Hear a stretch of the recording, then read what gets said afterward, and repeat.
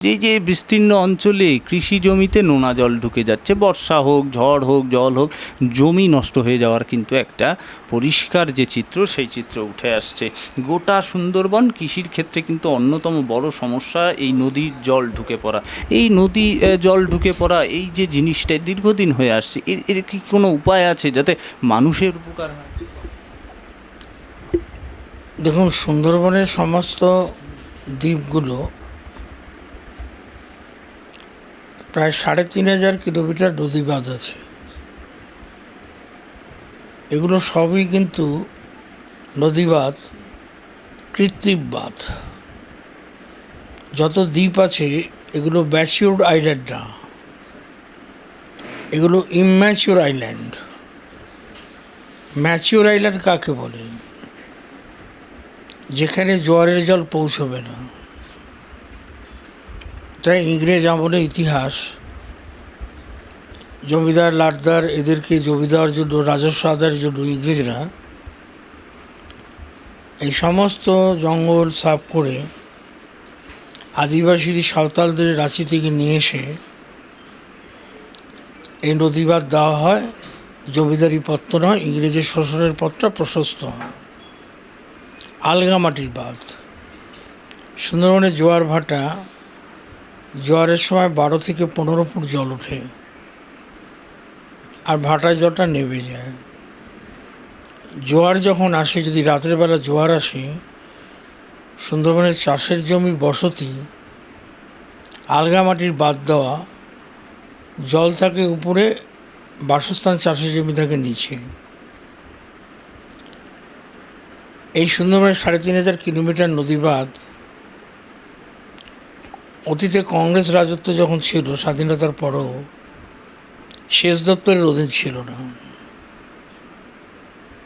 ওই আদিবাসীরা যারা নদীর পাড়ে থাকতো, তারাই নদী মাটি দিত বাঁধে, আর জমিদাররা নদীর পাড়ে তাদের থাকতে দিত আদিবাসী। সুন্দরবনের আদিবাসী সংখ্যা ৪%। এরা প্রধানত রাঁচি টাচি, ছোটনাগপুর থেকে এসেছিল। যাই হোক, এখন এই ৩,৫০০ কিলোমিটার নদীবাঁধ, ৪৬ লক্ষ মানুষ থাকে। এখনই তো এদের উন্নত শোনাবার কোনো সুযোগ নেই। এদিকে গ্লোবাল ওয়ার্মিং, নদীর নাব্যতা কমছে, বিশ্ব উষ্ণায়ন যার কথা বলছি, বারবারই সাইক্লোন, নানান রকমের সাইক্লোন হচ্ছে। এখন নদীবাঁধ সুরক্ষিত করার প্রশ্নে আয়লার পরে, বিধ্বংসী আয়লা, তারপরে তো আবহাওয়ার বুলবুল, এসবগুলো এগুলো হলো। আয়লা, আমফান, এ দুটো বড়। এই আলগা নদী, আলগা মাটির যে বাঁধ, এগুলো ভেঙে চুরমার হয়ে গেল, ভাসিয়ে দিল চাষের জমি, কৃষি জমি, সবই এসব ভাসিয়ে দিল। দুর্ভাগ্য এখানে, সেই সময় কেন্দ্রীয় সরকার ছিল, আর আমরা বামপন্থীরা দিল্লির ইউপিএ গভর্নমেন্টকে সাপোর্ট দিয়েছিলাম। যেমন ১০০ দিনের কাজ থেকে শুরু করে আবাস যোজনা, তারপর রাইট ফর ইনফরমেশন যে অ্যাক্ট, এসবগুলো চালু হয়েছিল। সেই সময় দিল্লি ইউপিএ গভর্নমেন্ট আয়লার সময় ৫০১০ সালে ৩,৫০০ কিলোমিটার নদীর মধ্যে, নদীবাঁধের ভিতরে ৭৭৩ কিলোমিটার নদীবাঁধ, যেগুলো ভার্নাবল স্পট ছিল, সেখানে কংক্রিটের বাঁধ দেওয়ার জন্য ৫,০৩২ কোটি টাকা মঞ্জুর করেছিল। তারপর ২০১১ সালে সরকারের পরিবর্তন ঘটল। এই ৫,০৩২ কোটি টাকার মধ্যে তৃণমূল সরকার নির্ধারিত সময় এক্সটেনশন দেওয়ার পরও ২০১৪-র মধ্যে নদীবাঁধ এই সম্পূর্ণ টাকা খরচ করতে পারল না। ৪,৯০০ কোটি টাকা ফেরত গেল। নদীবাঁধে সেইভাবে সুরক্ষিত করার কোনো উদ্যোগই রাজ্য সরকারের নেই। প্রতি বছরই বর্ষার আগে নদীবাঁধ সুরক্ষিত করার জন্য যে একটা উদ্যোগ, প্রয়াস, সেটা হলো না। আমি আতঙ্কিত এই মুহূর্তে, নির্বাচন নিয়ে না। নির্বাচন আসবে, যাবে, পঞ্চায়েত হোক, বিধানসভা হোক, লোকসভা হোক, এদিকে পরিবেশবিদ, বিজ্ঞানী, আন্তর্জাতিক খ্যাতি সম্পন্ন তারা বলছে 40 থেকে 50 বছরের মধ্যে সুন্দরবনের অবলুপ্তি ঘটবে।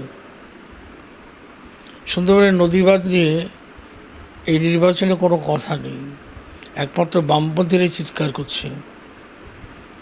আর যে টাকাটা এলো সেটাও এরা খরচা করতে পারবে না, তারা জবাবদিহি করতে পারবে না। এখন শুনছি রিমেল আসছে, আমি কালকে ফিরেছি, আজকেই চলে যাব রাত্রে।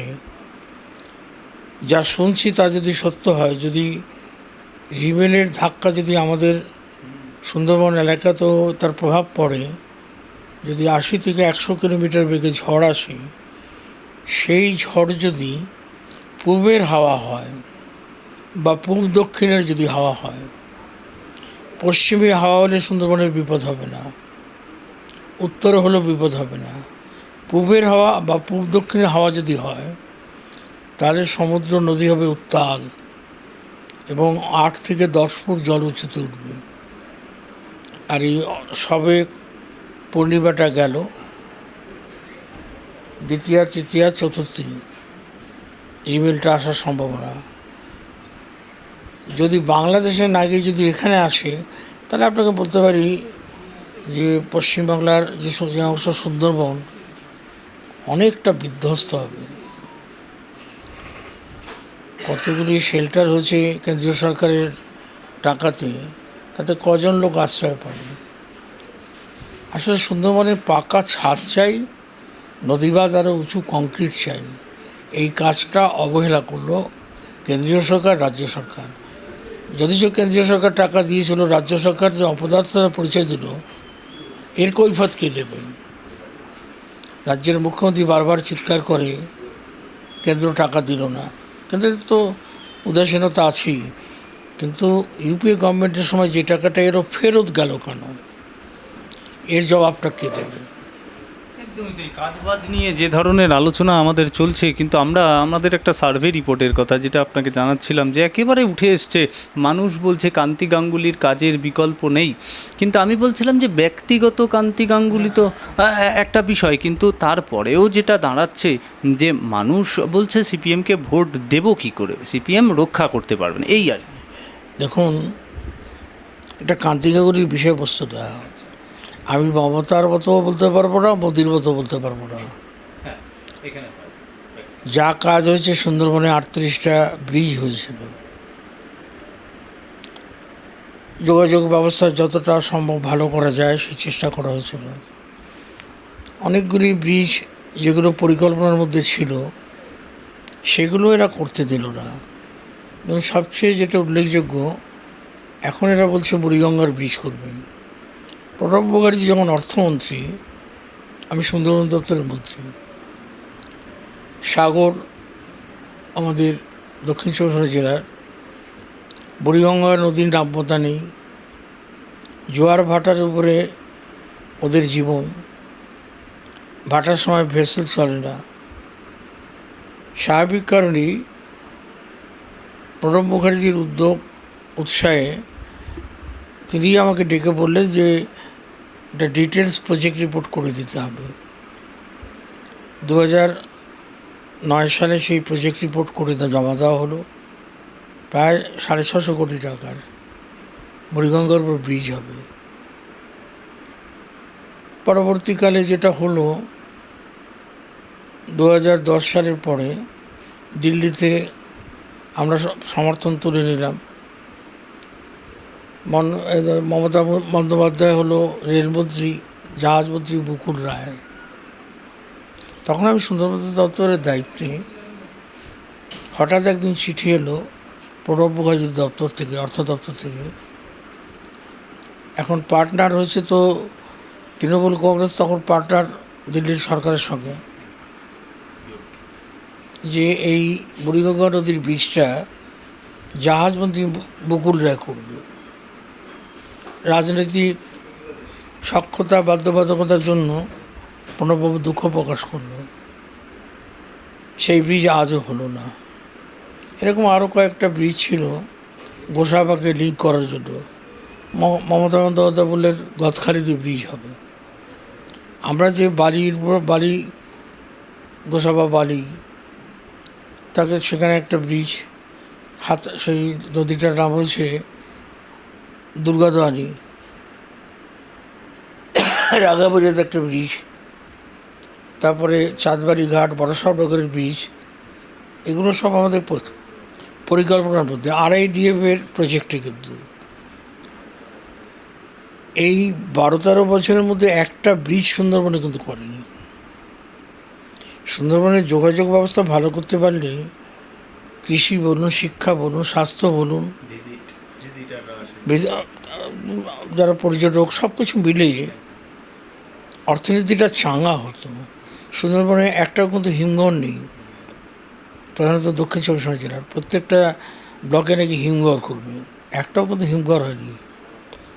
দেখুন, সুন্দরবনের মানুষ ভিক্ষা চায় না, অনুকম্পা চায় না। এই সুন্দরবন থেকে কেন্দ্রীয় সরকার কয়েক হাজার কোটি টাকা বৈদেশিক মুদ্রা অর্জন করে, গভীর সমুদ্রে মাছ ধরতে যায়, গলদা, বাগদা, পমফ্রেট, নানান ধরনের সামুদ্রিক মাছ, কাঁকড়া, মধু, সব তো বিদেশে রপ্তানি হয়। তো সুন্দরবনের নদীবাদের জন্য রক্ষার দায়িত্ব কেন্দ্রীয় সরকার, রাজ্য সরকার উভয়কেই নিতে হবে। এই নির্বাচনে আমি দেখছি কোথাও সুন্দরবনের নদীবাদ নিয়ে কোনো আলোচনা নেই। তারপর তো একে অপরকে যা কথা বলছে, বামপন্থীরা বেঁধে রেখে সুন্দরবনের সমস্যা কেউ সামনে আনছে না। একটা ফোন এসেছিল দিল্লি থেকে, বিজেপির প্রার্থী রেখা পাত্রর কাছে, নরেন্দ্র মোদী করেছেন, করে বলেছেন আপনি 100টা কাজের তালিকা দিন। প্রথমেই রেখাপাত্র যেটা জানিয়ে দিয়েছে, আমাদের সাক্ষাৎকারে তিনি জানিয়েছেন, বলছে এইমস হবে, কোনো দ্বীপে এইমস করব আমরা। এইমস সম্ভব? দেখুন, একটা এইমস হাসপাতালটা নিশ্চয়ই প্রয়োজন আছে, কিন্তু সুন্দরবনের নদীবাদ রক্ষা পেলে তো 46 লক্ষ মানুষের জীবনই বিপন্ন হবে। জীবন বাঁচলে পরে তো চিকিৎসার ব্যবস্থা। সুন্দরবনের সবচেয়ে বেশি যে বার্নিং প্রবলেম, সেটা রেখাপাত্র রেখাপাত্র সুন্দরবনের বাসিন্দা হয়েও তিনি বলতে পারলেন না। 3500 কিলোমিটার নদীবাদে যে বার্নিং প্রবলেম, এটা উপেক্ষিত হচ্ছে। বামপন্থীরা বেঁধে রেখে এই কথাটা কেউ উচ্চারণ করছে না। এই তো রিমেল আসছে, একটা ভয়ঙ্কর ধ্বংস হবে। আমি আজ রাত্রেই চলে যাব। রিমেল বলছি, আমি গতকালও ছিলাম ওখানে, জরুরি কাজে চলে এলাম কলকাতায়।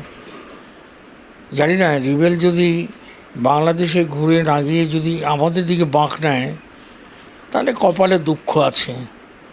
আর একটা কথা বলছিলেন, যেটা আপনি প্রশ্ন করছিলেন, বামফ্রন্ট আমলে কাজ হয়েছে, তথাপি তারা CPM বা বামফ্রন্টকে ভরসা করতে পারছে না। আসলে বিষয়টা হয়েছে, এই সুন্দরবনবাসী যারা আছেন, সন্দেশখালীতেও তো প্রকৃষ্ট উদাহরণ দেখতেই পেলেন। তৃণমূল সরকার আসার পরে যে ধরনের অত্যাচার হয়েছে, বাড়িঘর ভাঙচুর, মিথ্যা মামলা, জমি দখল, পুকুরে বিষ দেওয়া, সত্যি সত্যি যদি বলেন, আমরা বামপন্থীরা, মানুষ যখন এরকম বিপদের মধ্যে পড়েছে, আমরা সত্যি সত্যি যেভাবে দাঁড়ানো উচিত ছিল মানুষের পাশে, আমরা চেষ্টা করেও মানুষের যে প্রয়োজনীয় যে যতটুকু সহযোগিতা, সবটা করে উঠতে পারিনি। দিল্লিতে বিজেপি সরকার, স্বাভাবিক কারণে মানুষ CPM বা বামপন্থীদের ভালোবেসেও এই মুহূর্তে বাঁচার জন্য তারা অন্য দলের সাহায্য দিল্লির দিকে তাকিয়ে আছে। মানুষের এই মোহটা ভঙ্গ হচ্ছে। এবার দেখতে পাবেন নির্বাচনে কটা আসন পাবো জানি না, খাতা খুলবেই। তবে এইটুকু বলে দিতে পারি যে ফেয়ার ফ্রি ইলেকশন হলে পরে বামপন্থীদের ভোটের শতাংশ অনেকটা বাড়বে। এই যে বলে লোকে একটা গুঞ্জন শোনা যায়, বসিরহাটে গেলেই যে শেখ শাহজাহান ছিল CPM-এর একদম ছত্রছায়ায়, তারপরে গিয়েছে তৃণমূলে, এটি কি সত্যি মানবেন? দেখুন, আমি তো 10 বছর মন্ত্রী ছিলাম। শেখ শাহজাহান যদি CPM-ই থাকতো, তাহলে আমি ওকে চিনতাম। ওর বোধহয় কাকা না মামা, কি নামটা আমার মনে নেই, মোজাম্মেল না কি নাম, সে ছিল আমাদের পঞ্চায়েতের মেম্বার। আর তখন আজ থেকে 13-14 বছর বয়স, ওর বয়সই বা কত।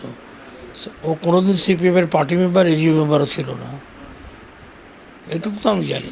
তাহলে ছিল একেবারেই রটানো, তাহলে বিরোধীরা, ওদের পরিবার হয়তো CPM হতে পারে, কিন্তু ও CPM করেছে, কোনোদিন মিছিল মিটিংয়ে হেঁটেছে আমি তো জানি না। আমি তো অনেকবার সন্দেশখালী দিয়ে গেছি, কোনোদিন দেখিনি তো। একদমই তাই। আমরা আমরা একটা লড়াইটা সামগ্রিক বাংলায় যে লড়াই দেখতে পাচ্ছি, সেই লড়াইতে কিন্তু ৩৫ প্রত্যেকটা পার্টি, তৃণমূল, বিজেপি সবাই বলছে তারা ৩৫। সেখানে বামেদের আসন কত সেটা আপনার বিষয়, আপনি বলবেন। এবং আরও একটা যে বিষয় আমরা দেখতে পাচ্ছি, মুখ্যমন্ত্রীকে প্রাক্তন মুখ্যমন্ত্রী করবেন কে বলেছেন? শুভেন্দু অধিকারী। এই যে লড়াইয়ের মাঝে পড়ে বামপন্থীদের আন্দোলনটা কোথায়, মানে আমরা বলছি যে মানুষের পাশে বামপন্থীরা তো থাকার কথা ছিল, কিন্তু এখন হয়েছে একেবারে শুভেন্দু অধিকারী আর মমতা ব্যানার্জির লড়াই। দেখুন, আমি এইসব বিতর্কের মধ্যে নিজেকে জড়াতে চাই না। এখন তো আমি যদি বলেন বয়স তো ৮১ হলো, আমাদের রাজ্য নেতৃত্ব আছে, কেন্দ্রীয় নেতৃত্ব আছে, এসব প্রশ্নের জবাব এটা দেবে। আমি শুধু ভাবি মাঝে মাঝে একে অপরে যে ভাষায় কথা বলছে, এটা কোনো রাজনীতির ভাষা নয়। এখন তো মানে কী আর বলা যায়, মমতা ব্যানার্জি সেদিন তো বলেই বসলেন নন্দীগ্রামে গণহত্যার জন্য দায়ী শুভেন্দু আর তার বাবা। আচ্ছা, বুদ্ধদেব ভট্টাচার্য তো এখন বিছানায় বাড়িতে, তো এতদিন ধরে তো সিপিএম গণহত্যার জন্য দায়ী 4জন পুলিশ অফিসার, এত বড় তদন্ত সিবিআই টিভি এসব হলো, 4জন পুলিশ অফিসার, তাদের বিরুদ্ধে কী ব্যবস্থা নিলেন 12-13 বছরের ভেতরে? মনীশ গুপ্ত ছিল স্বরাষ্ট্রমন্ত্রী, 21শে জুলাইয়ের ঘটনা বা নন্দীগ্রামের ঘটনা, কী ব্যবস্থা নিলেন আপনি? এখন মমতা শুভেন্দু কী বলছে এইসব প্রশ্নের জবাব কোনো রাজনীতির ভাষা এদের মধ্যে নেই। আমরা বামপন্থীরা আর যাই হোক না কেন, এই কুৎসিত গালিগালাজ সৌজন্যবোধের যা অভাব দেখছি, পরের প্রজন্ম রাজনীতিতে যে দেশপ্রেম এটা ভুলে যাবে। আর এই ভোলাবার একটা প্রয়াস চালিয়ে যাচ্ছে নানান ধরনের সংবাদপত্র, মিডিয়া। তথাপি আমি বলতে পারি মানুষের জয় হবেই। নীতি নৈতিকতা মূল্যবোধেরা ধ্বংস করছে তৃণমূল কংগ্রেস, বিজেপি, কিন্তু মানুষ সভ্যতা করে। এই নীতি নৈতিকতা মূল্যবোধের লড়াই বামপন্থীরা শেষ দিন পর্যন্ত চলবে। সোশ্যাল সায়েন্স বলে এই যে অবস্থাটা চলছে এটা কখনো দীর্ঘস্থায়ী হবে না। আমার তো নিজের ধারণা 2026 বিধানসভা নির্বাচন এর আগেই হয়তো হয়ে যেতে পারে। যা ডিভিশন বেঞ্চের রায় এসএসসি নিয়ে, তাতে সুপ্রিম কোর্টের 16 জুলাইয়ের পরে সুপ্রিম কোর্ট রায়ের অপেক্ষা দিকে তাকিয়ে আছি। টোটাল মন্ত্রিসভা তো জেলে যাওয়ার কথা, দেখা যাক। আপনাকে একটা ব্যক্তিগতভাবে যদি জিজ্ঞাসা করি, আমার খুব ইচ্ছা হয়েছে তাই জিজ্ঞাসা করলাম, স্বাধীনতার পর থেকে যতগুলো প্রধানমন্ত্রী হয়েছে আপনি ঠিক কাকে পছন্দ করবেন? আমি এইভাবে কখনো বিচার করি না। প্রত্যেকটি রাজনৈতিক দল একটা নীতি আদর্শ নিয়ে চলে। আমরা বামপন্থীরা তো এখন পর্যন্ত প্রধানমন্ত্রী হইনি। আমরা হয়তো বাইরে থেকে সমর্থন করেছি মানুষের জন্য কিছু দাবি দেওয়া আদায়ের শর্তে, বিনা শর্তে না। আমি ওইভাবে বলতে পারি না যে কে প্রধানমন্ত্রী ভালো হয়েছিল। তবে এইটুকু বলা যায় যে স্বাধীনতার পরে অন্ততপক্ষে ভারতবর্ষের সংবিধান যারা রচনা করেছে, বি.আর. আম্বেদকর সহ আর অন্যান্য যারা ছিলেন, ভারতবর্ষের সংবিধান, গণতন্ত্র, ধর্মনিরপেক্ষতা এইটাকে গুরুত্ব দিয়েছিল। সমাজতন্ত্র শব্দটা ছিল। পণ্ডিত জওয়াহরলাল নেহরু মিক্সড ইকোনমির কথা বলতেন। অনেক রাষ্ট্রায়ত্ত অনেক কিছুই হয়েছিল, আমরা সমর্থনও করেছিলাম। এখন তো সমস্ত রাষ্ট্রায়ত্ত শিল্প তো বিক্রি হয়ে যাচ্ছে, খনি, জমি, আকাশ সব কিছু। আর সংবিধানও বিপন্ন, গণতন্ত্রও বিপন্ন এবং বিভাজনের রাজনীতি। এর বিরুদ্ধে সমস্ত দেশপ্রেমিক ধর্মনিরপেক্ষ শক্তি সবাইকে এক হতে হবে। আজ মনে পড়ে আপনার বিরুদ্ধে একটা অভিযোগ, আপনি একটা অফিসারকে একেবারে না, এটা আপনি কিভাবে ডিফেন্ড করেন? দেখুন, আমি ওই ঘটনাতে এক পুলিশ অফিসার তিলজলা তো বলে, তো কাগজটা নিয়ে যান, ওই কেসে আমাকে সাক্ষী হিসেবে যেতে হয়েছিল। কেন এইসব কুৎসিত শব্দগুলো বলে? সাক্ষী কখনো খুনি হয় নাকি? আলিপুরের সেশন জাজ আর.এন. রায়চৌধুরীর ঘরে কেসটা উঠেছিল, আমি উইটনেস হিসেবে সাক্ষী দিতে গেছিলাম। ঘটনাস্থলে আমি ছিলাম, ঘটনার প্রত্যক্ষদর্শী হিসেবে সাক্ষ্য দিয়েছি। এরা সব কুৎসা করে, এসবের জবাব কী দেবো আমি?